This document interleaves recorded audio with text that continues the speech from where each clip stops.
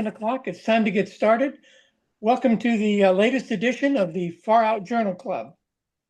This program is produced by Rich Rusin with technical support, as you will see tonight over and over, from James Albury. I'm your host, Terry Smiljanich. I'm past president of the Alachua Astronomy Club.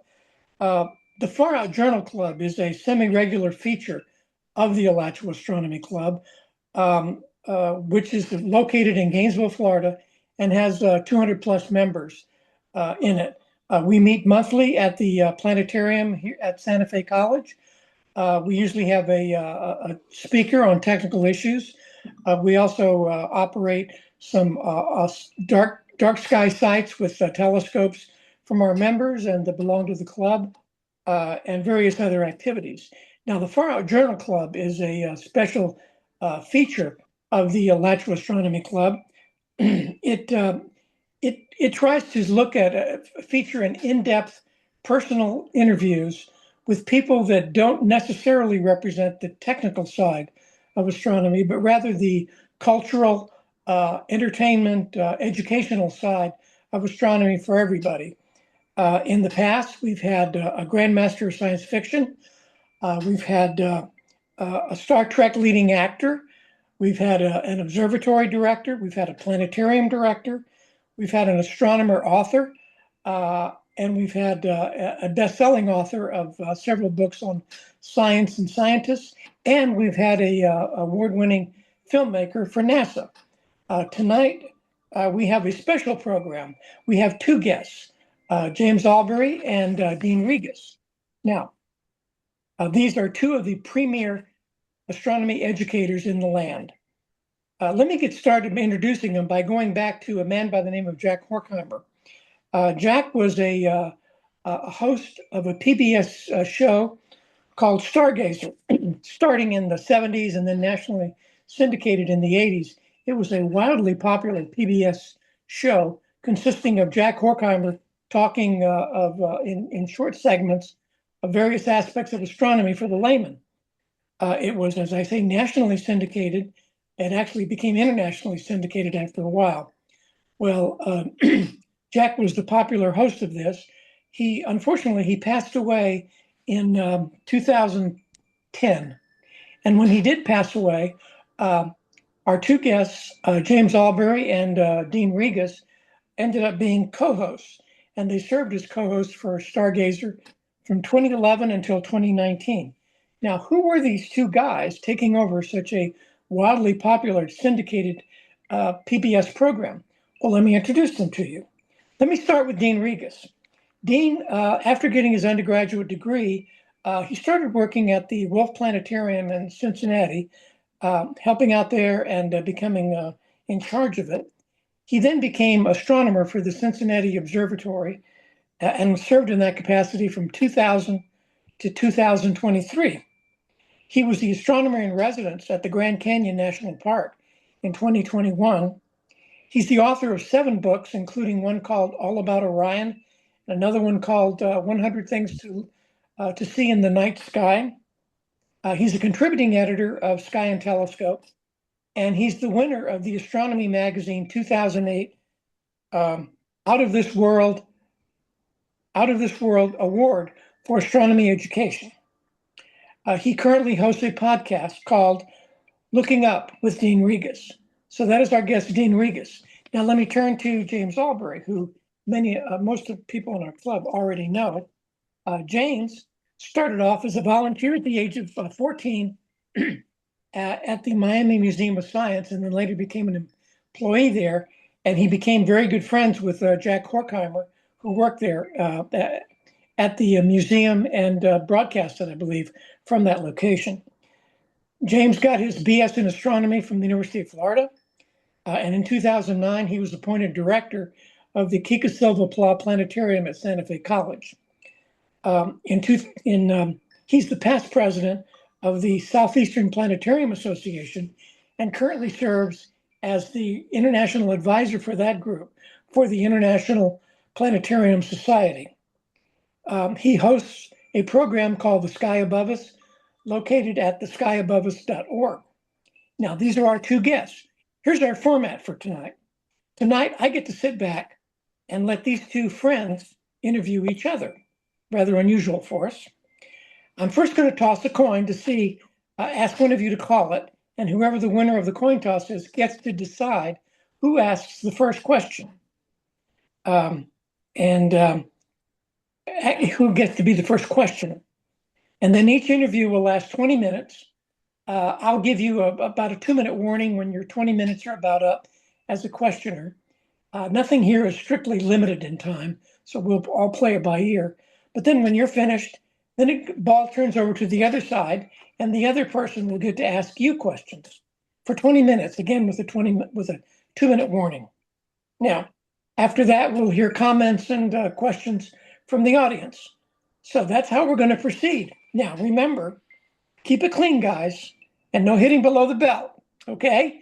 Now, are we ready? Are both of you ready?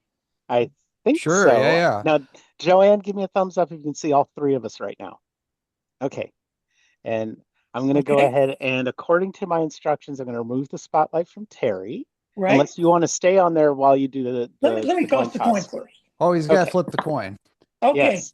Dean, call it. Tails. Oh, Dean, you win. You get to choose. Ah, cool. That's a toughie. I'd like James to start with the questions. I'll be the Okay. victim first. Okay. I'll go for that first. So Okay. you're going with age before beauty then. Okay. And now, James, Cor Wait. James, you can take the spotlight off me. Okie dokie. Ding. Hey there, Dean. Hey, I thought I'd be on the hot seat first, so you can ask all the tough questions and everything. All righty. Okay, so it's so good to see you again. I miss our days when we would do Stargazer simultaneously.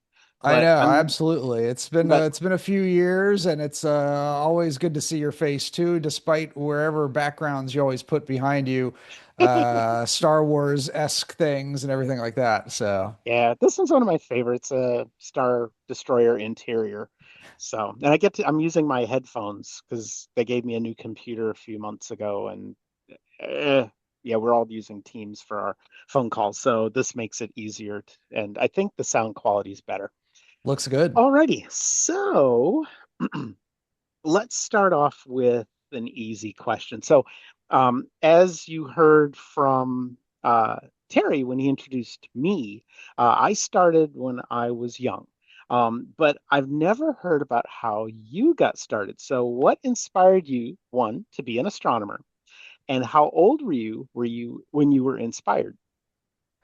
Well, I guess I would say the real answer, I could give the kind of maybe idyllic, dreamy answer of when I was a kid, I sat under the stars and looked at them and counted them all and all that kind of stuff, which I did kind of, but it didn't really move me too much. We had this really nice kind of yard, this kind of neighborhood that we were in had these yards that connected in the back. And so I would go out in the backyard as a little kid and look up at the stars in the summer and sit back in the grass and watch the stars. Did that do anything to me? I don't know. Maybe. I remember also somebody having a telescope, and it was probably one of those, the red ones, the portable ones that were like about this Hmm. big, Hmm. and we didn't see squat. Like we couldn't figure out how to do it. Like we didn't see anything. So like I could, so I'd like to say that's where it happened, but it didn't. It was, those were nice little moments, but it wasn't really transformative. What happened was it was much later in life. I went to college. I went to Xavier University. I bounced around majors and I ended up being a history major. And so then I got to do what history majors do, and that is be unemployed. So after that, I was doing part-time jobs. I was working for the Cincinnati Parks doing nature education. And so a normal day would be, go out on the trails, show people fossils and trees and birds and talk about nature. But one of the nature centers had a planetarium, and I was transferred there against my will. I did not want to go to that park because I loved the park that I was at before. This Hmm. park was kind of closer to the city. And then I get there and unbeknownst to me, I didn't even know there was a planetarium there. And so my new boss is there and he's like, "Hey, Dean, great. Glad to have you here. Welcome aboard. The fossils are over there. Trees are over there. Planetarium's over there. You're in charge. First show's next week." Wow, And baptism by that was fire. it. And that was it. And I knew nothing. I mean, I didn't know where the North Star was. I was completely out of my element. And so I went through the training, and it just was like it was one of those moments that probably should have happened when I was 5 or 6, but I was 20 something. What was I? Yeah, so at least In half your the life. 20 something. And it was like the stars in, they turn the lights out, they put the stars up on the ceiling. It was like this magical moment where I I really did know it right away. I knew it right away that that was going to be my field. I love the subject, I love the topic, and I just dove in and learned all I could. And so it's one of those things where it was completely accidental. It was almost against my will to do it. But after that moment, that completely changed my entire life. So I owe a whole lot to the Cincinnati Parks and my boss's boss at the time, who transferred me against my will. I do. And I've seen him, and he's like, "You didn't want to go to that planetarium, did you?" I was like, "No, why'd you kick me out of that park, that beautiful park?" And, and so now I've thanked him profusely for doing that very unpopular act, but, it really changed my life. Yeah, it was kind of a destiny changing event.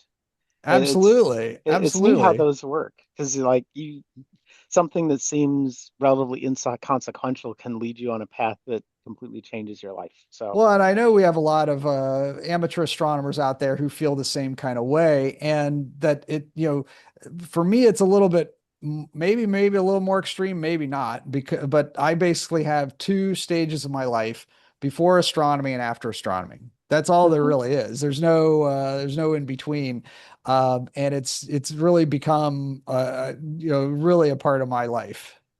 Yeah, yeah, it's yeah, you've made your name in the field. Because as I was looking, because Dean has those of you who are watching, Dean has a Wikipedia page, and it is a very involved Wikipedia page. Someone was very busy at constructing it and everything.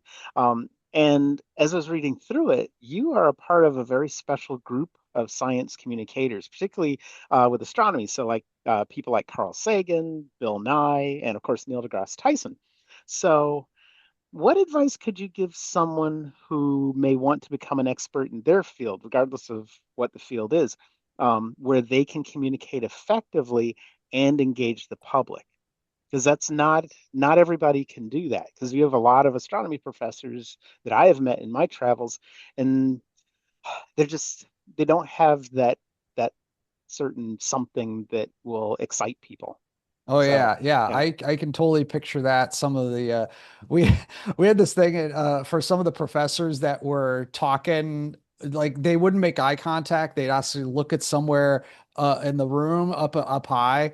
And so I Mhm. remember me and some of my fellow students, when these professors were talking to the wall back there, we would actually turn around and be like, So what "What's are he you looking looking at? at? What's he looking at? Who's he talking to? Is somebody up there?" Like, and of course, the professor wouldn't notice us doing that at all because they were Because in the he's zone and everything like that.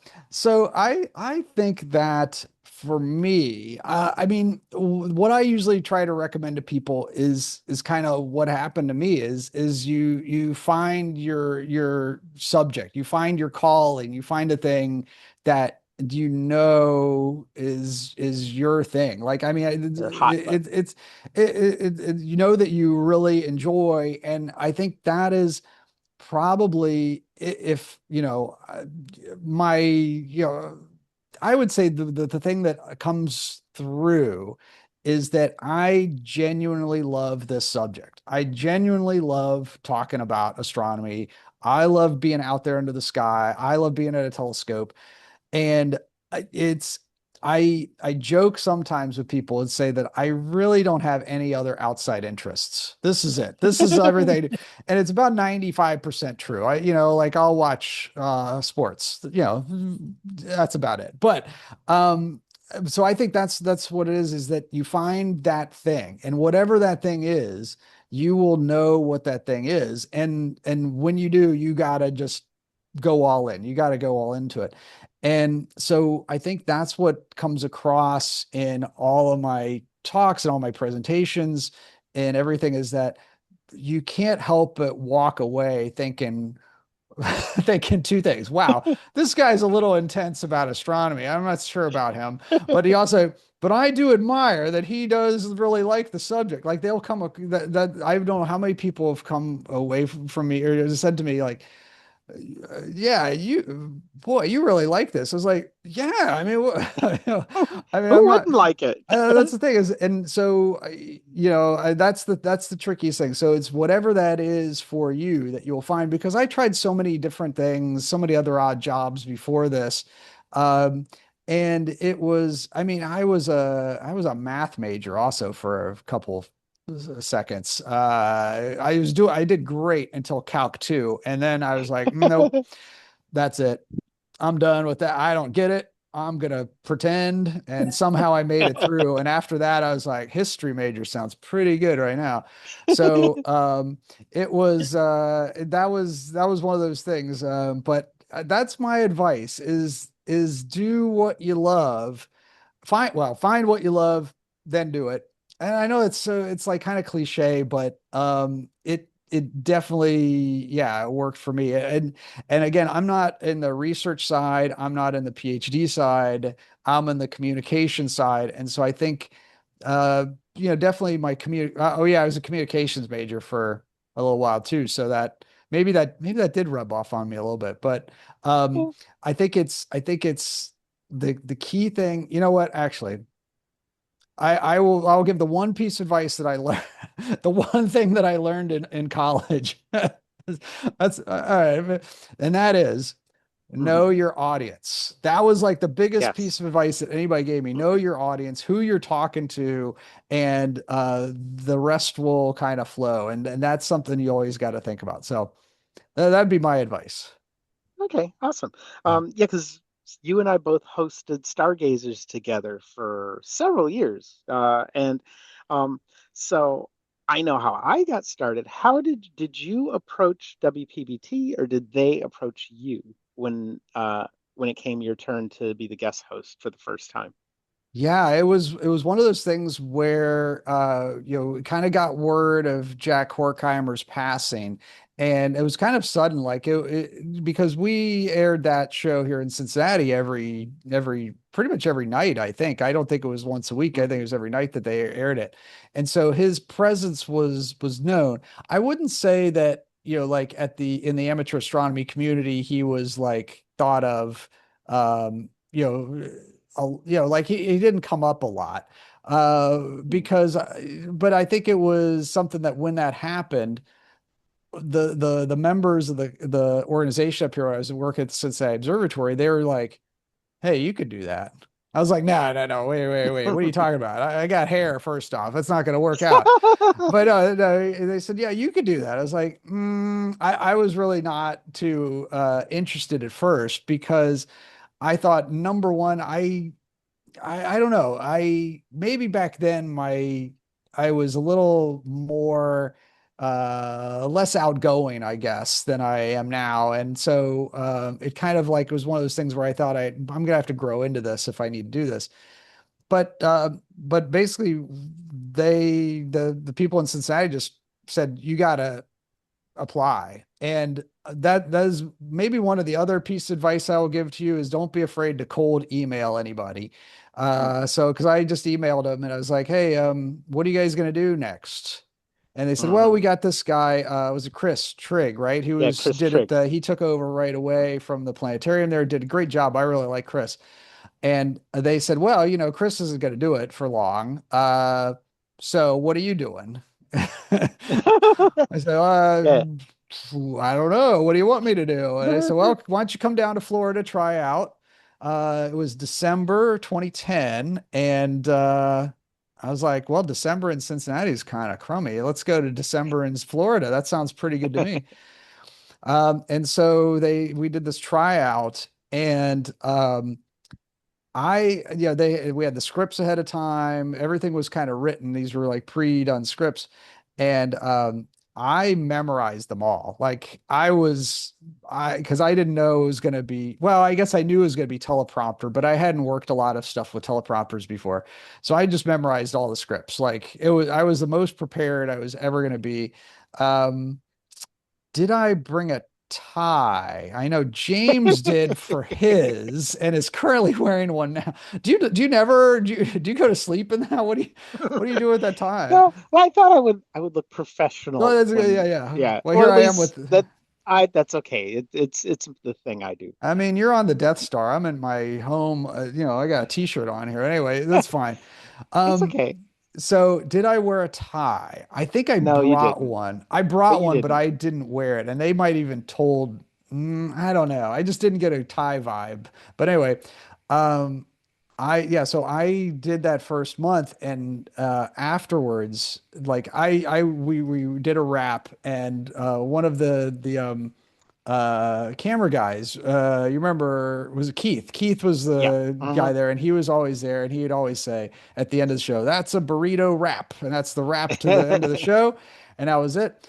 And I go backstage and get my stuff together, and I just think, well, that's it for this. That was my last try. I just thought I thought I did terribly. I was so stiff. And I can't even watch those shows anymore. Do not try to find them. They're gone. They're embarrassing. So then I met with their VP and afterwards, and I think I probably was like, so how'd that go? Thinking, well, thanks for that. And he's like, so what are you doing next month? I was like, coming back to Florida. He's like, yeah, come on back to Florida. We'll do another. So we did 2 months in a row. So definitely the second one went better than the first one. Mhm. But it was after that, and then we did the rotating host thing. We had James in with the tie. He brought some class to the place. Um, they had to employ a whole new makeup team for James to take care of his shiny. Yeah, because you were bald then, right? Yeah. I've Okay. always been bald. I've been bald since I was 28. So Okay. All right. I didn't think so. But yeah, so that was gonna be one of my questions. Well, we'll get one of the questions. How much makeup did they go through to get your head to not disappear in the background? well, yeah, I had to supply my own makeup, and I still put on makeup when I do the sky above us. Ooh. But because I have the beard, I don't have to worry about the bottom half of my face or That's a my neck. good, that's a good trick. It's a good trick. Yeah. Yeah. Uh, I still have, yeah, I remember because they had a makeup person the first Hmm. year, maybe even first couple years. Yeah. Man, those budget cuts. I don't Yeah, know. they yeah. But anyway, yeah, we had a makeup team. We had I felt this is almost Hollywood. It was Hollywood, Florida, actually. That's where it was. But, um, Yeah. but so then eventually I had to get my own makeup because they were running out of my color, whatever that was. And so I remember I went to Macy's so I went to the makeup counter. This is the behind the scenes stuff here. And so I went to Macy's and I was like, hey, I'm looking for some makeup. And they were like, and strangely enough, one of the weathermen was there and he Hmm. sees me. I'm like, hey, how's it going? He's like, what are you doing? I was like, getting makeup. He's like, I just got my makeup here too. So I was like, all right, perfect. So I still have that same bit of makeup.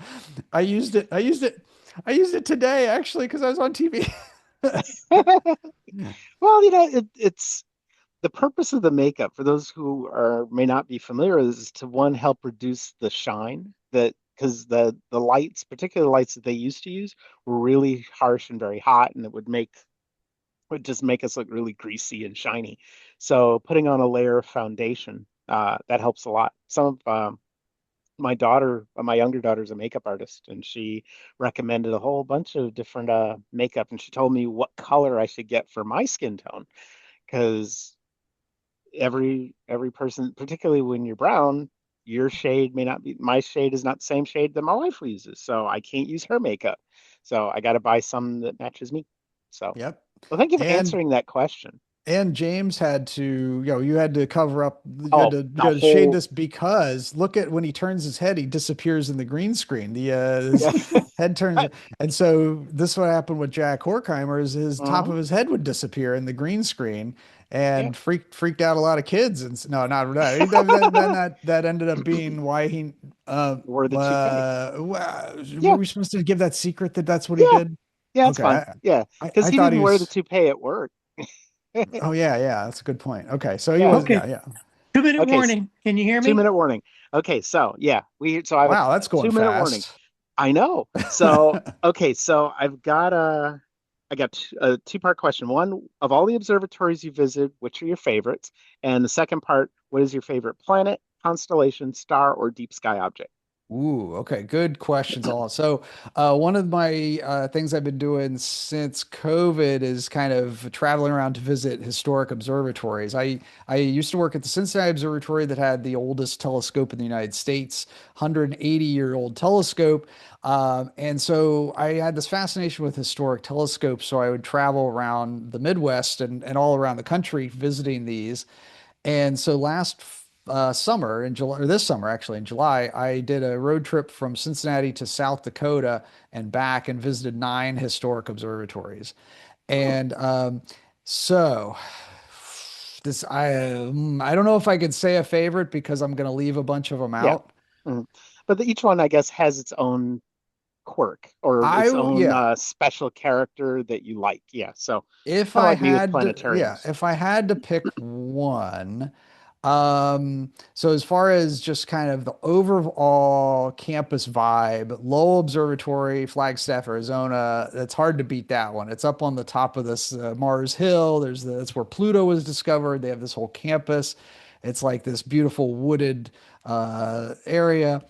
Um, Yerkes is an impressive place. I've been to Yerkes several times since the handover to being kind of a privately run organization. And I got to say, I'm pretty excited about the stuff they're doing there. So I think Yerkes is one of those like saved observatories, which is doing better than that. But I have a new one now that's I'm kind of interested. It's called the McKim Observatory. It's a teeny tiny little observatory on the end of this residential street in Hmm. Greencastle, Indiana. So it's part of DePauw University, and I just went out there last weekend to do a stargaze where they had open to the public. And it's so tiny, but so cute. It's like at the end of the street. So look up McKim Observatory. It is adorable. Um, so Okay. How's that that's it. spelled? MCKIM? MCKIM, yes. Okay. So I know we're getting out of time, but favorite planet, Saturn, absolutely positively. Rings, can't beat rings. Awesome. Favorite constellation, Orion, no doubt about it. Belt stars, all that stuff. And then my favorite stars in Orion, it's the blue one. Hold Ooh, on, I know that one. that shoulder. Oh, that one. Bellatrix. Am I reversed? Bellatrix is my Yeah. favorite star in the Hmm. whole universe. It's tough to pick, but that one's my favorite because in the telescope, I know for amateur astronomers, pointing a telescope at an individual star is kind of Boring. boring. Yeah. But in Cincinnati, sometimes that's the only thing we can point at is one star with a telescope. And Bellatrix's color just is dynamite. I love the bluish purple tint, so that's mine. Awesome. Well, thank you very Uh, much, Dean. okay, yeah, I think that's got us to our a little past our 20-minute mark, but thank you very much. And now let's turn it over to Dean Dun dun to dun. go after James. It's Be about gentle. time. It's about time, Albury. The tables are turned now. Well, wait a second. So yeah, first off, since you're in a Star Wars backdrop here, Mhm. Give us your favorite Star Wars quotes from the movies. Because I almost said one, I think. Maybe you saw where I was going with it. I almost said it. But what are some of your favorite Star Wars quotes?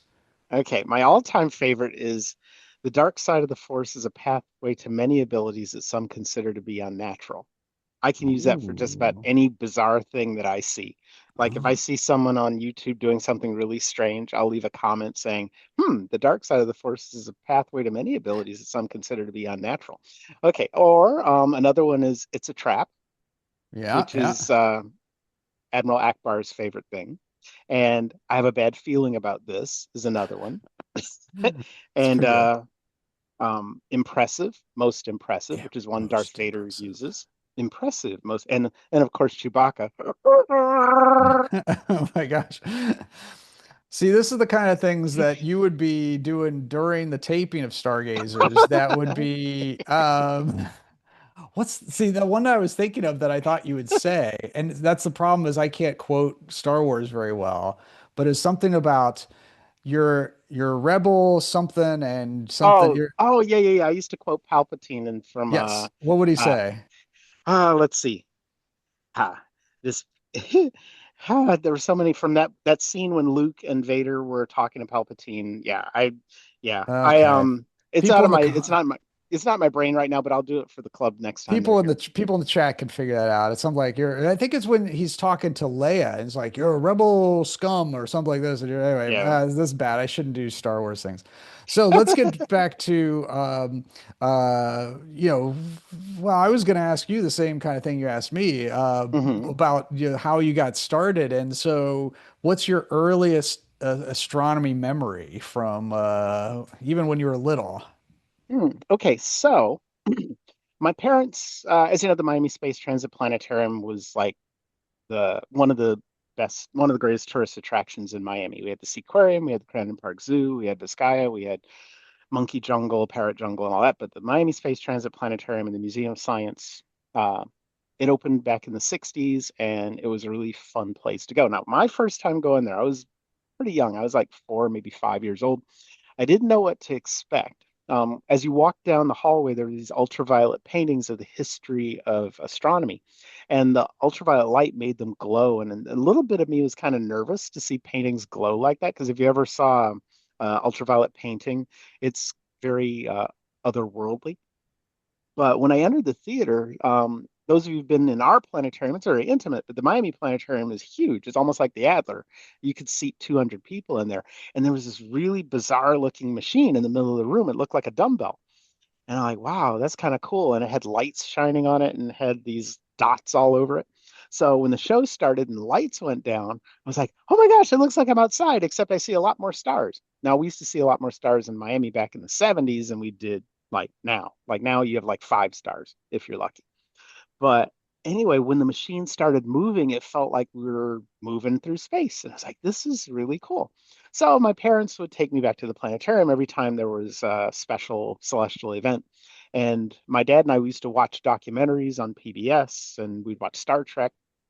So the most memorable moment I had with my father when we did astronomy stuff was there was a total lunar eclipse. Uh, it was, I think, in May in 1975 or something like that. And Jack Horkheimer had a special on our local PBS station where he was giving a play-by-play during the entire eclipse. And he would tell stories about the eclipse, and they'd have an image of the eclipse live and inset in the corner. And every so often, my dad and I would go outside and we'd look at the eclipse and watch it happen. That was my first total lunar eclipse. And when the moon turned red, I'm like, wow, that's really neat. It's like, I'd never seen the moon turn red like that. And it was red for about an hour. And then when that was done, I was like, that was cool. So Jack, the following year, we had Comet West come by, and Jack had started his show Stargazers, which was or Star Hustler it was called back then, and it was in on November 4th, 1976, I believe, was the date, and it was uh it was nice. So when I was 13 years old, we saw a show called Child of the Universe, which Jack had produced, and it inspired me so much that I had the courage to go up to the person operating the console that day, and I asked one of the most important questions I ever asked someone other than my wife to marry me, was how does a person get to do what you do for a living? Because you don't meet planetarium people every day unless you go to a planetarium. You don't know that a person in the grocery store is a planetarium person, unless they're pointing out constellations all the time. But but yeah, and during our conversation, he invited me to become an apprentice at the planetarium. So by the time I was 15, he was offered a job to become the director of the planetarium in Alamogordo, New Mexico, and he said, "Would you like to be uh, the planetarium guy on the weekends, the console operator?" And I was only 15 at the time. And Wow. I was making $3.50 an hour. I was doing it big. Pretty good. Yeah, so all my other friends, they were like working at Burger King or Publix, and I was working at the planetarium. So yeah, so that was how I got started. And to make a very long story short, when I came to UF, I was planning on majoring in aerospace engineering. I'd worked at the planetarium in Miami for about 6 years, but when I came up here, I said, I really liked the planetarium vibe and the experience, so I want to direct a planetarium one day. So I talked to my advisor and said, "Yeah, you've taken most of the classes. All you have to do is take more physics classes and a couple more math classes, and you'll be set. And of course, astronomy classes." So I did that, and I graduated in 1992.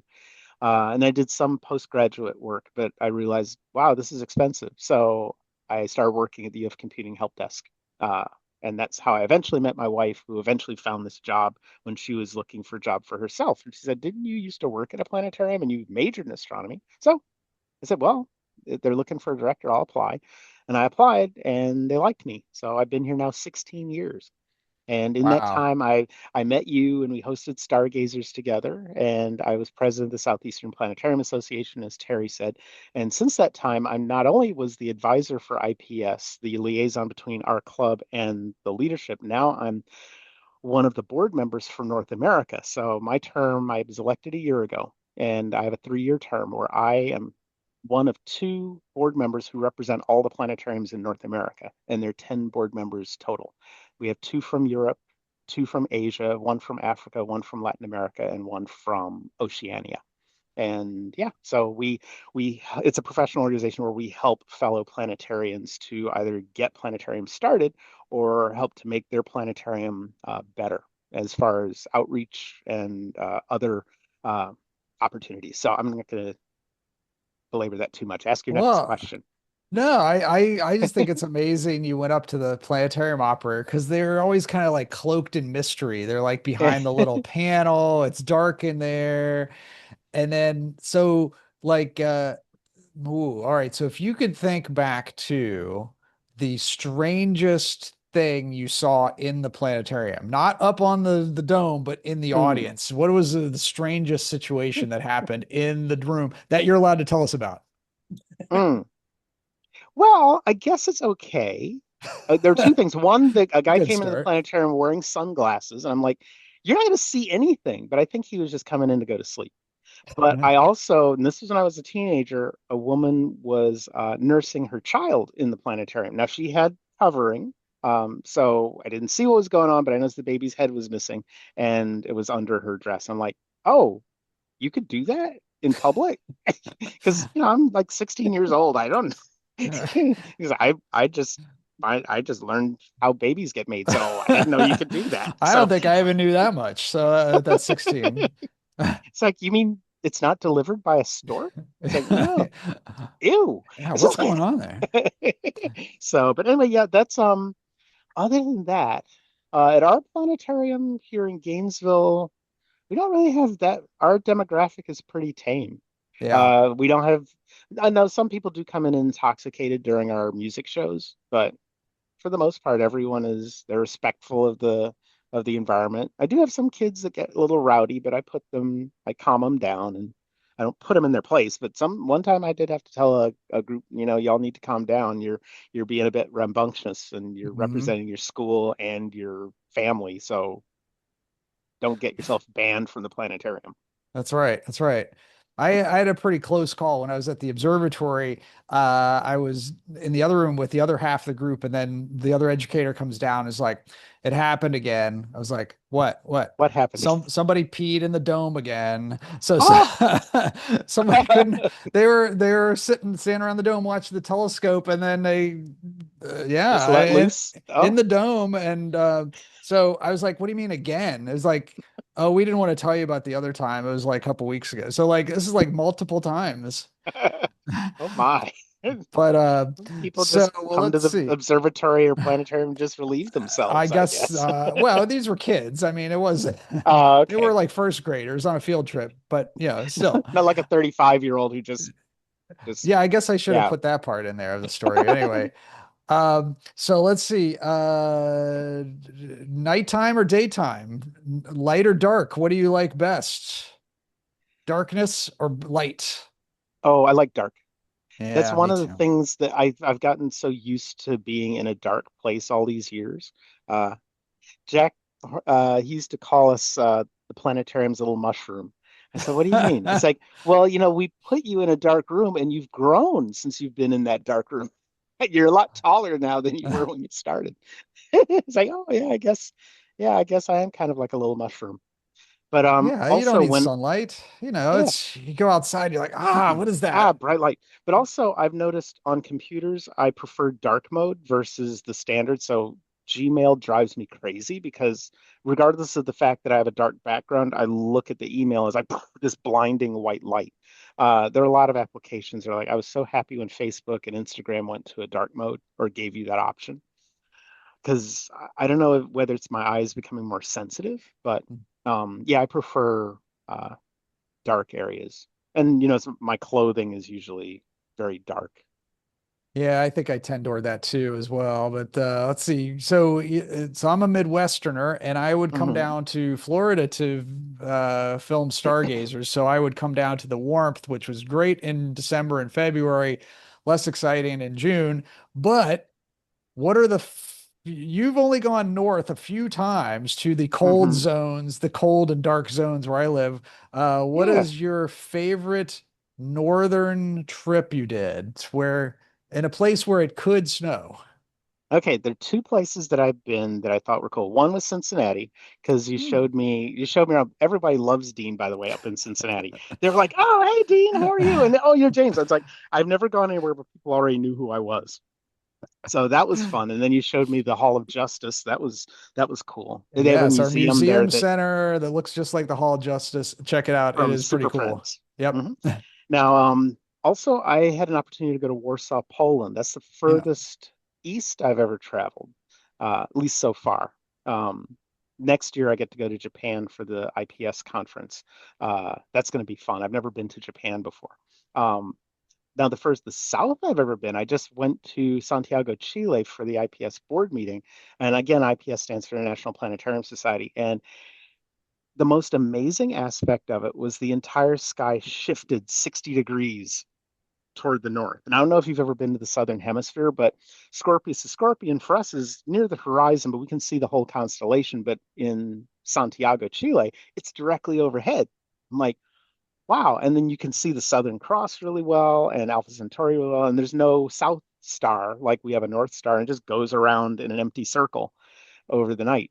So the best time to go to Chile is in June. Even though it's their winter, it's still a good time to go. And if you ever get a chance to go to the observatory out in the desert, that's like the high point of just about everyone's visit to Chile if they get a chance to go there. Mhm. But yeah, I Yeah. like going to Poland. They have a rich history of astronomy. There was one guy on the bus at the airport, and I knew that they really liked Nicholas Copernicus. He had a tattoo of the photo of a tattoo of Nicholas Copernicus on his forearm. I'm like, what are the chances of me going to a planetarium conference? And this guy wasn't part of the conference. He just had a Oh. tattoo of Nicholas Copernicus on his arm.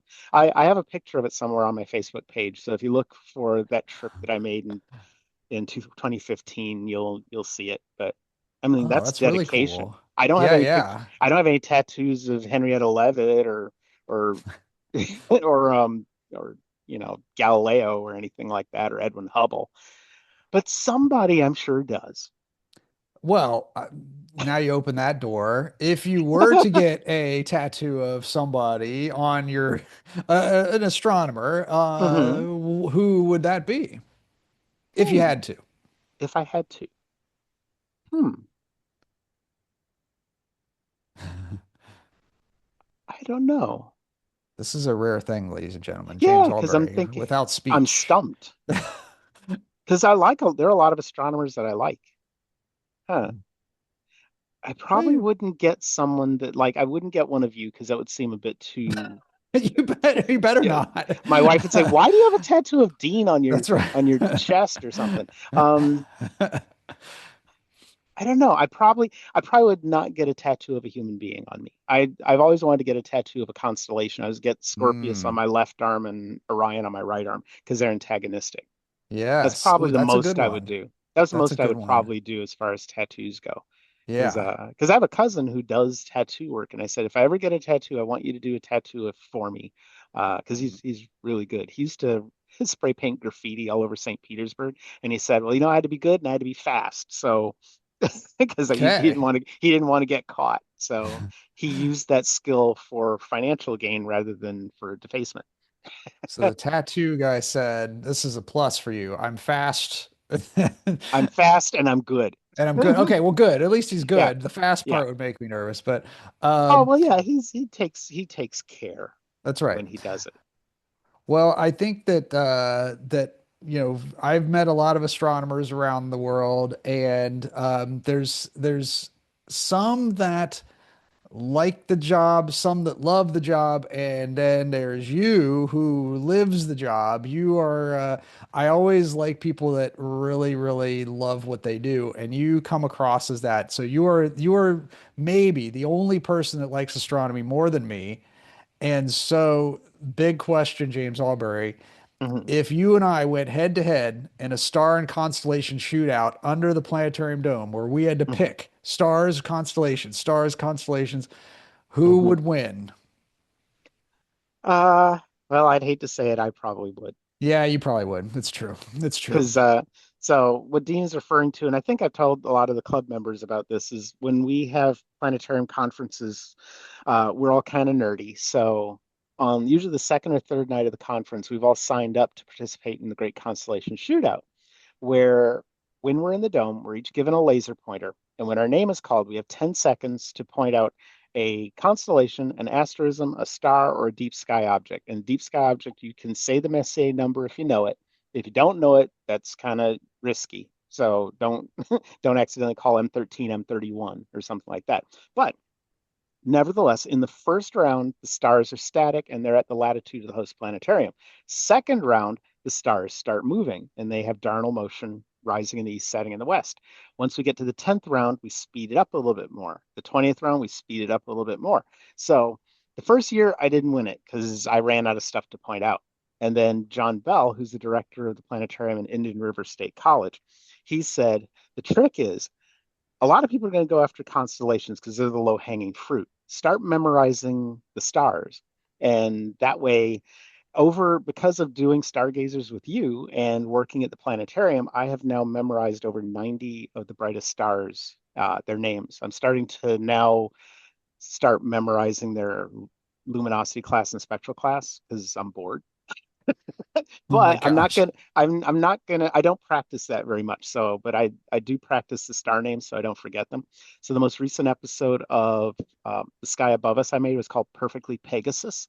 And I talk about, since Pegasus is gonna be visible for quite some time, I talk about all the bright stars, and it's a modification of an episode you and I did back when we did Stargazers together. And I talk about Saddlebury, I talk about Matar, and right next to Saddlebury is Saddle Nazi. I just learned that one. It's like, hey, it's got a little brother next to it. And But there yeah, is one star in Pegasus you have to be very careful on how you yeah, pronounce. she at. Shiat. Shiat. That's right. Just put it 2 minutes, two guys, syllables. 2 minutes. Okay, 2 minutes. So, Okay. well, and for folks that are watching this, this is James's answer was exactly right because number one, James is a really nice guy, and he Oh, wasn't being thank you. cocky saying he would win. He would have been disingenuous if he said that I would win. And so I appreciate James's honesty and correctness, but yet still being such a nice guy too. He wasn't like, oh yeah, I'd mop the floor with you, Regas. One Yeah, of but these days, you've written a lot more books than I have.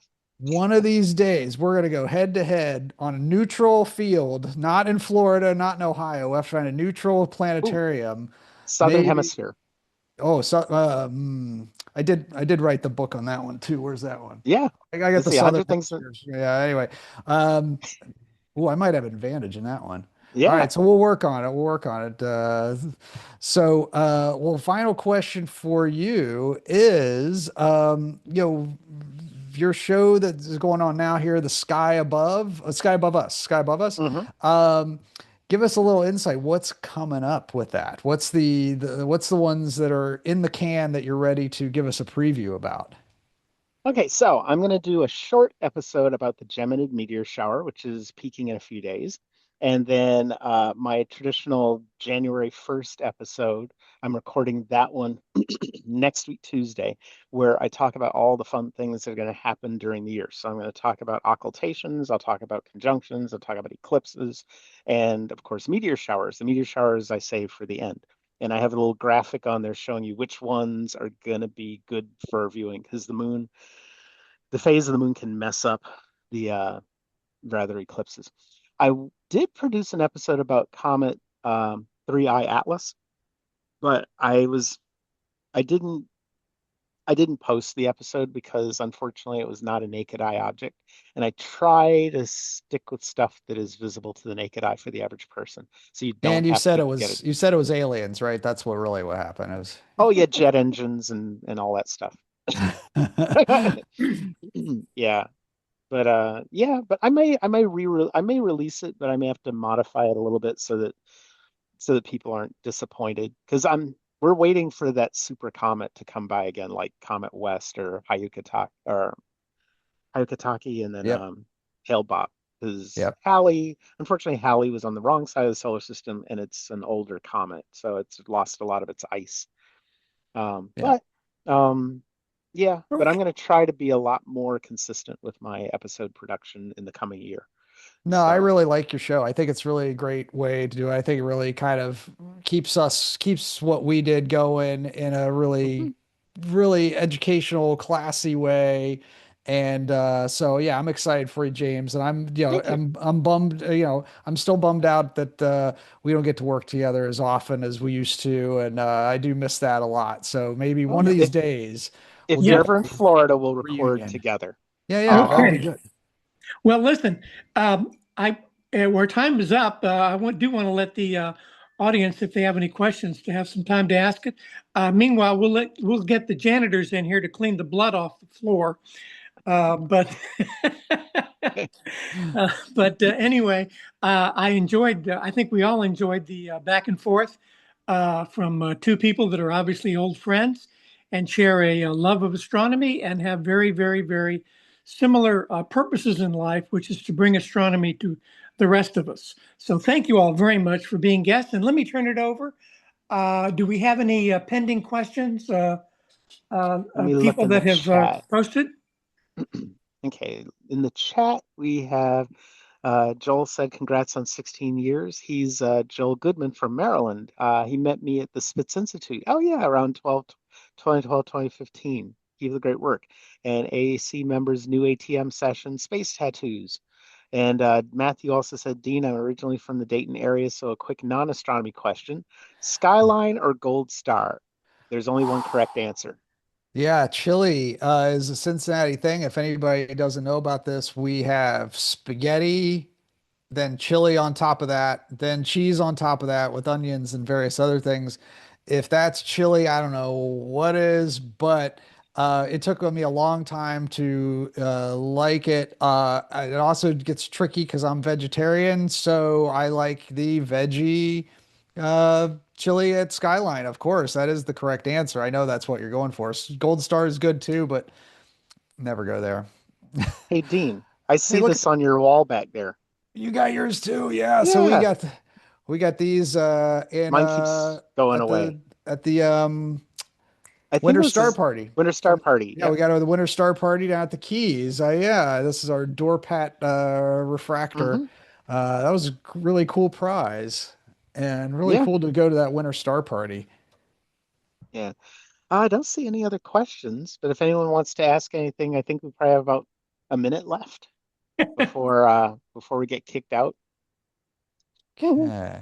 I see one from Jane says, were you at the Chaco Canyon archaeoastronomy site? If you can, so talk about it. I have never been to Chaco Canyon. It's one of my places I'd really love to go. I've heard some bad news about the Sun Dagger part. That's where the The sun sun comes goes through. through there. I think the rocks have shifted and it's no longer working. But it was always pretty restricted of a site. But man, that is one of the most impressive archaeoastronomy sites. So Chaco Canyon is definitely on my list. Sun Dagger, if folks want to look that up, that's really one of the coolest sites. Let me ask my own question here. Both of you have been many places around the world. Name for each of you the absolute darkest sky you've ever seen. Hmm. Ever seen? I mean, one where just everything just popped out Yeah. at you.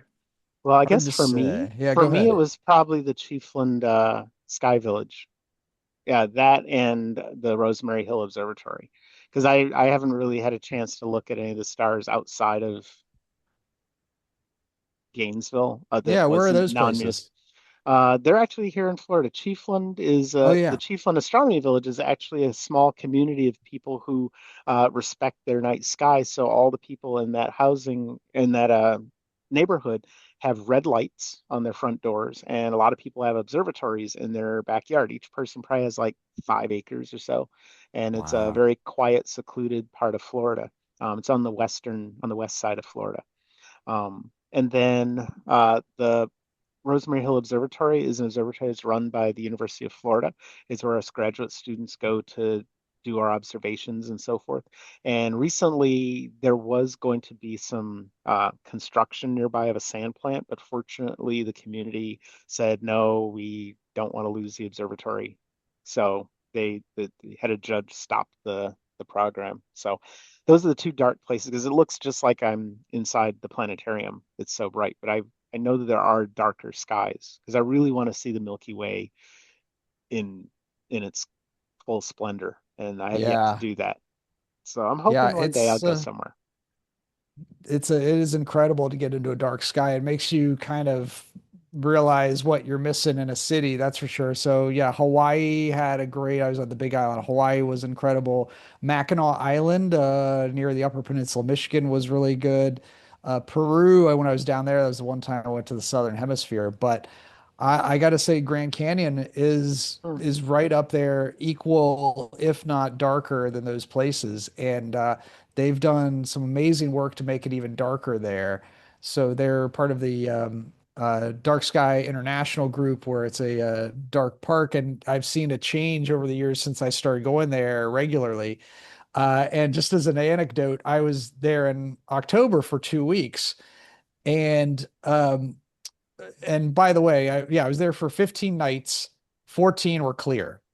So that's the kind Wow. of thing that we're looking for. But afterwards, I went to Lowell Observatory in Flagstaff, where you can famously see the Milky Way even from in town. And I Hmm. went outside after being at the Grand Canyon for 2 weeks, and I went outside. I was like, Yeah. yeah, not that good. Yeah. So the Grand Canyon obviously was that much better. Yeah. Have you ever been to Bryce Canyon? Because I know Oh, they have a Bryce, star I party out know there too. Bryce is good too, but I think Grand Grand is is just a better. smidge better. Like I was there both back to back one of the years not too long ago, and it was very dark, but I don't know. Just had a little feeling Grand was a little better, a little darker.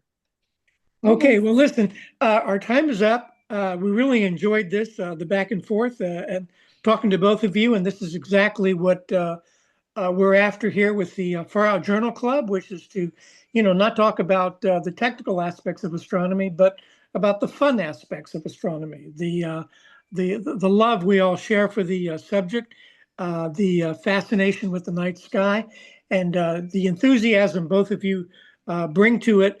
are infectious, and we appreciate that from you important educators for us. So anyway, I want to thank you all both, and we will have a token of our appreciation, maybe a coffee mug or something similar to that with your name personally inscribed uh, on it in the mail to you very soon. Thank you all so much for being here, and thank all of our participants. We had I think close to 30 people participating in this. Thank you all very much, and look forward to seeing you all next time. And keep looking up. up. Keep looking up. Yay! We let Terry say it this time. Yay! That's right. That's right. Okay. I was Well, ready for it. I'm glad you saw it, James. good. So thank you, everybody, and good night.